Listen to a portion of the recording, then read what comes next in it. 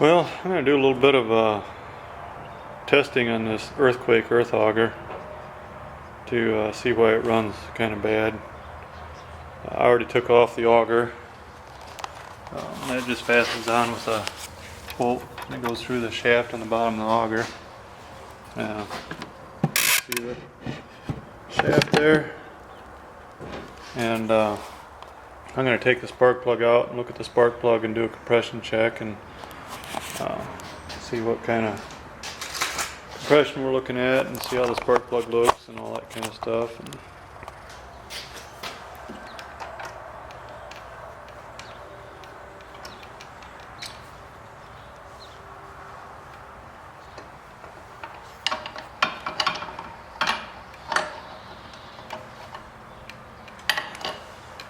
if you got one of these universal spark plug wrenches, it works pretty good.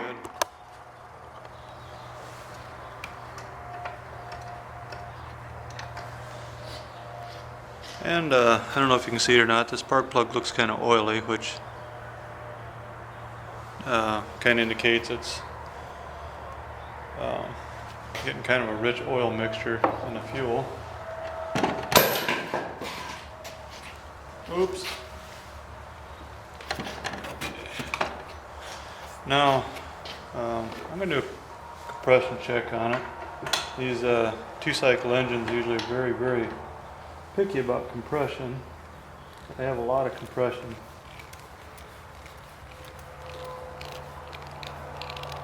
I think I'd like to see probably at least 100 pounds, probably 120 pounds of compression. And,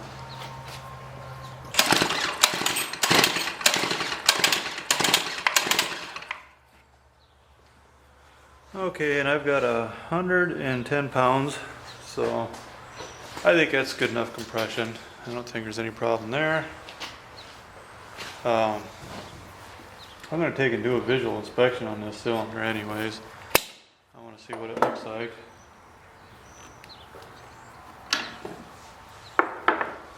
And to do that, I'm going to take this cover off.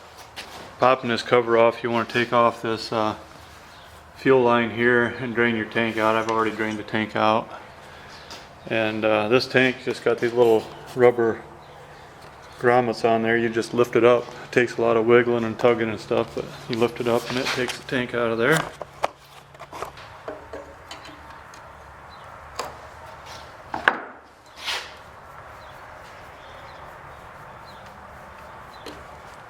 And then you just take and do a whole lot of tugging and pulling. These little rubber grommets can hold pretty good if they want to.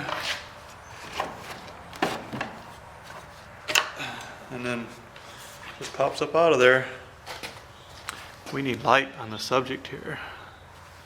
But I'm going to take this cover off.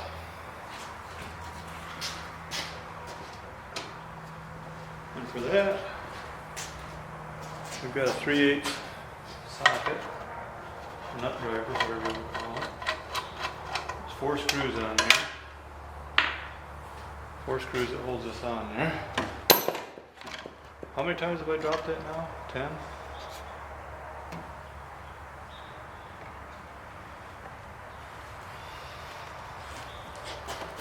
I've got to make another hole in my repair bench here so I can have a shaft that fits on the other side a little bit better.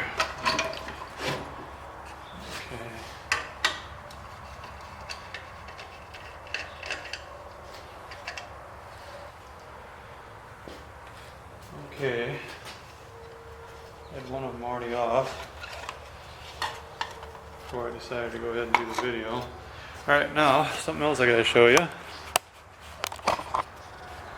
On this here,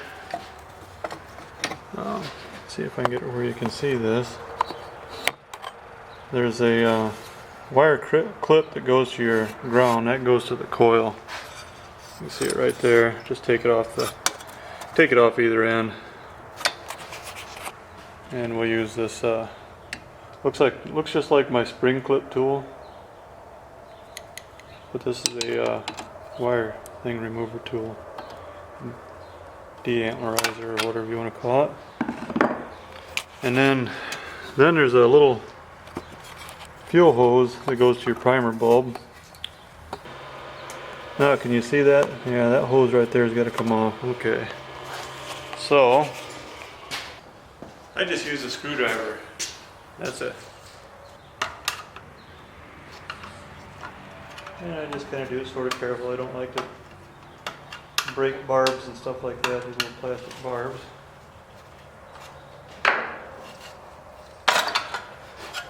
And now I can show you a little bit better what that looks like.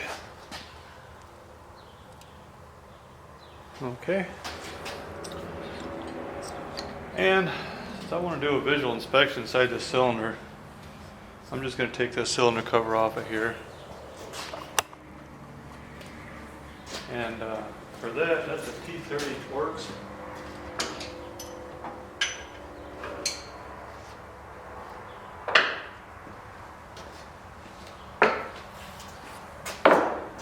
And I got a socket to get them started.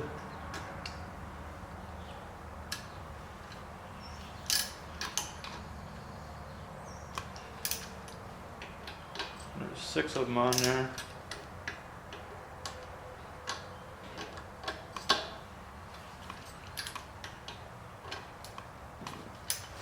And then once I get them started, I'm just going to use this Torx screwdriver to take them out with. This handle kind of creates a bit of an angle issue, so kind of binds a little bit, but that's alright.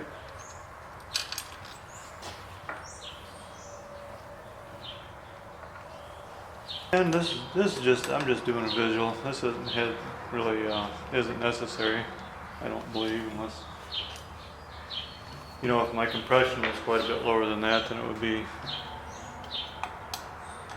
important to see what your cylinder and your piston and your ring and all that looks like. But my compression is actually high enough, so I know that's definitely not my running issue. I'm going to take it down to a fuel mix and possibly a carburetor issue. Now these don't usually just fall off there like that. I've already had this loosened up, so anyways, then I just like to kind of feel and make sure that the cylinder feels pretty smooth, and it is. There's no scratches, and then piston runs in and out just like it's supposed to, and everything looks good that way. Looks like my fuel passages are clear and my exhaust passages look fine. And one thing I did notice on this here is that my oil blow-by looks a little bit drippy, however you want to say it. And I'll show you that. This right here is your oil blow-by, and since that's so wet, that's a good indication too that I'm getting a little too much oil in the mix. And that you can use, I believe you can either use a T30 or a 3/8 nut driver.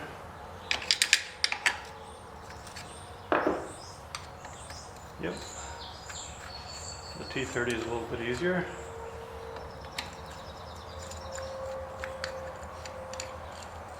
And all that does is when this thing's running, your exhaust comes out of there. I guess you might even call it a muffler, I suppose, but all your oil drips out right here if you got excess oil. I don't know if I should say that. Probably somebody will tell me I'm lying to you, but it does. But that is actually your muffler as far as that goes. Alright, take this throttle handle off of here. Alright, and then on this side, I want to see what this breather looks like. So this thing here just snaps off. Okay, and then you got a little breather filter here. That thing looks kind of oily. I'll clean that. And there's a screen.